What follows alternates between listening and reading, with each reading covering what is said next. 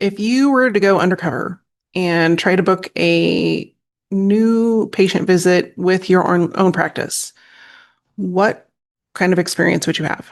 Would you say call in and get a busy signal? Or would you call in and immediately be put on hold? How long would you sit on hold? Or do you have the option to go online and start booking an appointment that way? If you do that, how many pieces of information do you have to put in before you get to an appointment time? How frustrated are you with the experience by the time you've actually gotten on the calendar? If the answer is very, then you want to stay tuned to this episode. We're going to dive into how practices are losing money before patients ever arrive at your practice.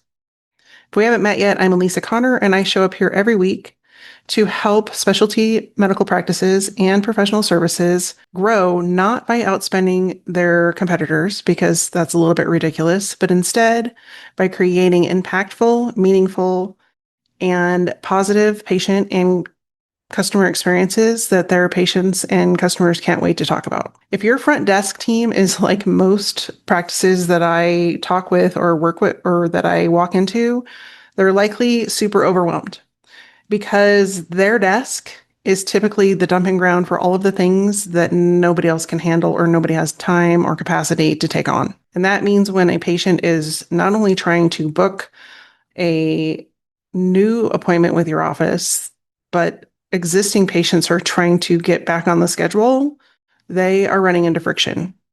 And unfortunately, because you're now competing with private equity organizations that have this down to a T, those patients are going elsewhere. I want to give you the plan and the tactics to get ahead of this so that you not only see growth in your practice, but that you stop feeding leads into a leaky bucket that is making that effort futile. Most practices, when I talk to them about growth, their immediate reaction is, we're going to run more ads, or we're going to hire a bigger marketing agency, or we're going to rebrand, or we're going to redo our website. And all of those things are meaningful if you have the process underneath to support them. But most practices that I either assess or work with don't have those underlying processes. And that's what's biting them in the behind. So if you are under the impression that patients aren't choosing your practice or aren't moving forward with your practice because of one specific thing, it's likely not just one thing.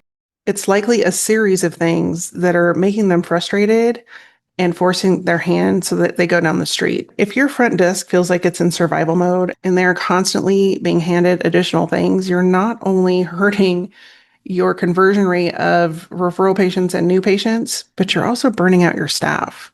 And as you know, staffing replacement or adding new team members is one of the most costly things you can do in your business. Now, if you are thinking to yourself, like, these are minor problems, we don't have time or attention or budget to address these, I want to grab your attention for a minute and ask you to think about the people that are behind these private equity organizations that are your competitors. Do you think that they have medical backgrounds, or do you think they have business backgrounds? Because the reality is they have business backgrounds, which means they have the processes, the systems, the technology, and everything ironed out because this is what they do. The unfortunate disadvantage for physicians that I'm trying to equal out a little bit is that you all went to school to learn to heal people. And now you're being asked to step into these roles of running a business that you were neither prepared for or don't have the tools or strategy to be effective with. That's no fault of your own. Your basket is probably just as full as the front desks, but that doesn't mean that the PE organizations are going to make it any easier for you. So I want to give you not only the process, but the tools so that you can succeed and not only become profitable, but become the go-to choice for patients because they know that when they come to your office, they're going to be treated like the humans they are and not just a number. That is your hidden advantage. So if you were to take a look at your front desk, Are they the ones that have to handle all the follow-up calls, answer all the calls to make appointments? Do you have online scheduling? Do they have to look at all the forms that are submitted, throughout the day to see if people need appointments, or is anyone even doing that? Are they handling cancellations? Do they have to do website updates? Do they have to answer patient questions because no one else is available? Are they even forced to talk about financial matters when they don't have the ability or knowledge behind those decisions? If the answer is yes, they're handling all of those things, I can guarantee you that team member or team members are not only stressed out and overwhelmed, but probably beyond the capabilities that they were hired for in their current position. And that is not only hurting them and their mental well-being, but it's hurting your practice. Most practices, when they try to fix this problem, they're like, just move faster, just answer more calls, let's just get this piece of tech. It's going to help everything. But in the meantime, that piece of tech takes 5 different people to run it, or nobody's been properly trained on it, or it only does half of what it said it was going to do, or it's broken. And so that doesn't solve the problem. And even if all of those things were working, the underlying process of who manages the patient or the task hasn't been defined or optimized. It's going to get stuck somewhere along the way. And then, of course, either the person at the front desk or the technology is going to get blamed, when ultimately it's neither of those things. But instead, it's the process that was either never created or that hasn't been looked at for 5, 10, or longer years. And so nobody knows what, Sally's predecessor did in that situation, because Sally never got the information. And so, of course, that doesn't work. You want to implement all these solutions and these tools, and you just want people to do more with less, but it doesn't solve the problem because patients are still leaving. That's because your bucket is full of holes, and those holes are where people are leaking out and going to your competitors. If no one owns the complete patient journey from start to end, and they aren't responsible for how that patient feels along that journey, there's no process designed or created around your patient journey, I can guarantee you. Because if there were, you wouldn't be losing patients along the way. And referrals is just a small segment of that patient journey. I talk a lot about referrals because most practices aren't even paying attention to the number of people that are actually coming to their practice that walk out the door before they ever get on the calendar. It's such a huge financial amount that I really became passionate about it when I started to do the math. And I heard other people talk about the math when we did it together, and they're like, I had no idea. And so I use referrals a lot, and I created actually a referral worksheet for you to calculate your referral loss. I'll link to it in the show notes today, but you can also just go grab it at alisaconner.com/worksheet if you want to calculate where your referral loss is. It's a great place to start. But the consequences of this go beyond referrals. And the big one is staff. If you have a burned out staff member or somebody that feels like they are being almost taken advantage of because they're asked to do everything, how long do you think they're going to stay in that position? If your front desk has become a revolving door, then you definitely want to pay attention to not only the rest of this episode, but today's action plan, because it's going to give you some really good insights on why your front desk team is getting burned out and why they keep leaving. And what that means for your patient experience is that if you have an overwhelmed team member, patients fall through the cracks. And that means they may never reschedule. So, for example, if you have a patient that met with Dr. Jones and then he sends them to the front desk to schedule, Sally's on the phone. She's got 3 phone lines lit up and she doesn't know which should be prioritized. The patient is standing there waiting to schedule. He's looking at his watch. He's got to get back to work. He waits 2 or 3 minutes and then he just says, I'll call and reschedule. Meantime, he never does. You just lost another patient that walked out the door. And that is lifetime patient value that went with him. And that is after you've done all the hard work of getting him in to meet with the doctor. He likes your office. He likes the doctor. And now he just walked out the door without rescheduling. Yikes. That's a lot of effort and work and time from your team to just have someone leave. Not to mention the 3 people that have been sitting on hold for 10 minutes. Those are the patient ones. Most people won't wait on hold for more than 90 seconds. So if you have people sitting on hold while Sally's trying to schedule somebody on the phone, which takes longer than 90 seconds, those people are going to hang up and they're going to go down the street. All of these things are leaks in your bucket.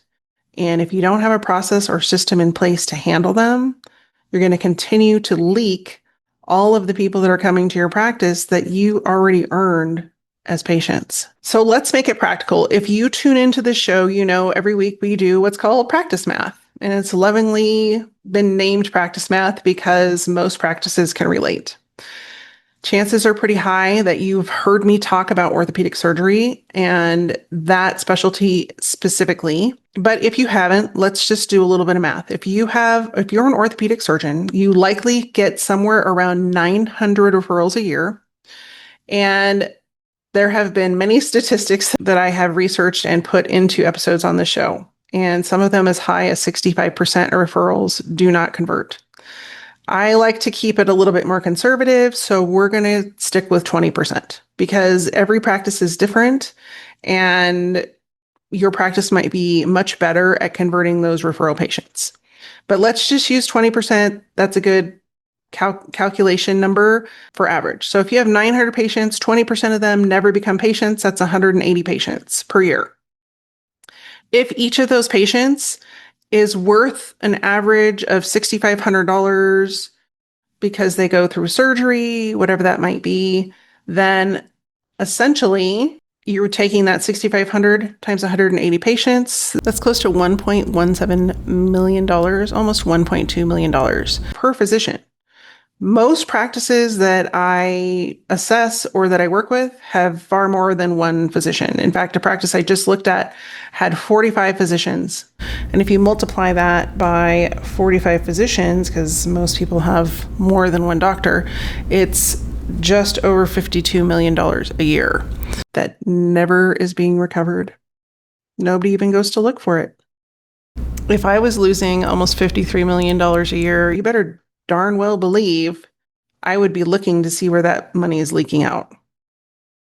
But since we always talk about orthopedics and I do work with other specialties, I wanted to give you another example.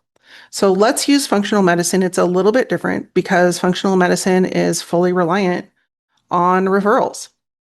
Most of those people are self-referrals.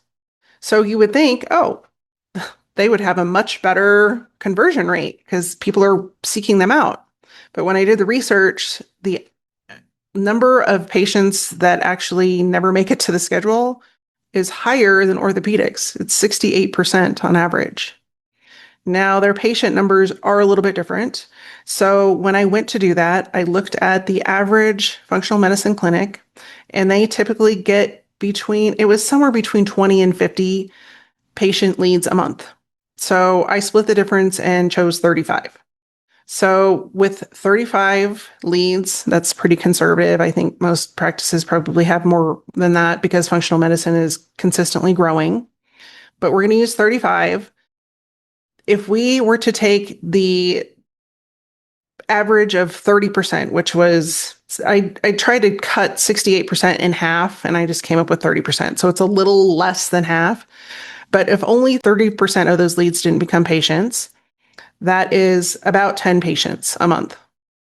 And the average yearly revenue for patients is between $3,000 and $8,000. So I split the difference there and used $5,000 for this calculation.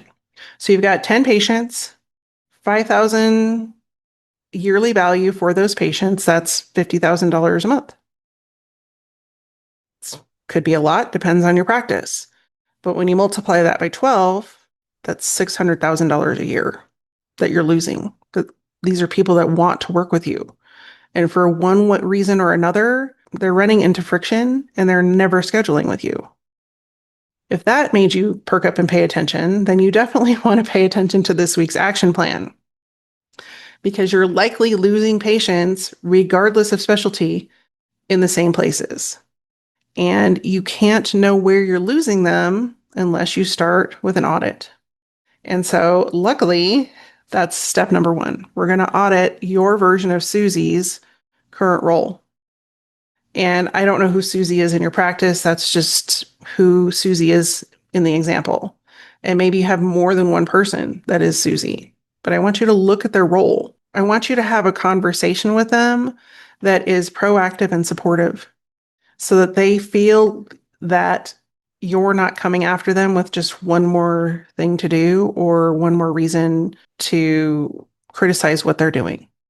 Look at their role that they were hired for and then have them help you create a list of the things they're actually doing every day. And it might take them a couple days to come up with that list. As you're doing this audit, they should write down the things that they do every day. Some will come to them very quickly, and some they'll just go, oh, I just automatically do that. I completely forgot about it. It should be on the list. Give it a week, audit the position. Step number 2, I want you to redefine that front desk position and not look at it as somebody who answers the phone. Instead, that is the first stop for most patients on your patient journey. What tasks actually belong at that front desk? What tasks are going to make your patient experience so good that people are skipping and jumping when they come in and skipping and jumping when they go out? That is the kind of patient experience that I want you to strive and move forward with. Because when you have that, it's so much easier for you to compete with the bigger organizations that there really is no competition. They will never be able to catch you if you work from this perspective. Now, you may be wondering, where did this perspective come from? And I talk about it a lot. And how I got really focused on patient and customer experience is a little bit different than most places. And that is because my background was, before I went into marketing, was hospitality. The hospitality industry either nails this or they are totally screwed. And I was lucky enough to be introduced to a concept called unreasonable hospitality. And what that means is that there are certain restaurants in the world who provide experiences to their clientele, the people that come and eat at their restaurant, that are so memorable that they never have to advertise. They never have to worry about selling out the night because they have created experience that people cannot wait to tell other people about. And I want that for you. I want that for your practice because that's going to make you so much different than everybody else out there that you will never have to advertise again. Your word of mouth advertising will speak for itself. With that in mind, when you're redefining in step number 2, that position, I want you to think about the tasks that can be automated, the things that need to be optimized, and the things that never belonged to Susie to begin with. And then start to develop a plan on what you're going to do with those tasks, because Susie's main job, whether it's people coming in from the website, from a phone call, or in the door, is to ensure that you are delivering unreasonable hospitality, period. Step number 3, this is where you put your plan into action. You start to remove one thing from Susie's to-do list so she can focus all of her effort into those patient experiences in 30 days. What is the one thing you can take off of her plate that's going to let her breathe a little bit, that she should not have probably had responsibility for to begin with, that you can get off of her plate and either give to someone else or hire someone else to handle? That's the 3-step action plan. So as I mentioned before, if you're curious about the actual revenue number for your practice in the number of referral patients that you're losing, now, mind you, this is just one area that your practice is likely leaking revenue. I've identified 9. Most practices can identify 2. But if referrals is one of those that you're concerned about and you want to put some actual stats for your practice on paper, go and grab the referral loss worksheet at alisaconner.com/worksheet. And I will put the link both in the show notes as well as the description. If you're watching this on YouTube or seeing it on social media, you can find it there. If you have no idea where to start with this process, I have a 20-minute triage call that I will also put the calendar link for in the description. On that call, you're going to come in, we're going to look at your 3 biggest leaks, and you're going to get an action plan to start to plug those leaks. In the meantime, thanks so much for sticking with me this week. I hope that this has shined some light onto what's going on in your practice and what's going on in the industry. If you found value in this episode, I would love for you to share it with someone else so that they can also reap the benefit of the episode. In the meantime, thanks so much for tuning in. I'll see you next week. Take care, be well, stay safe.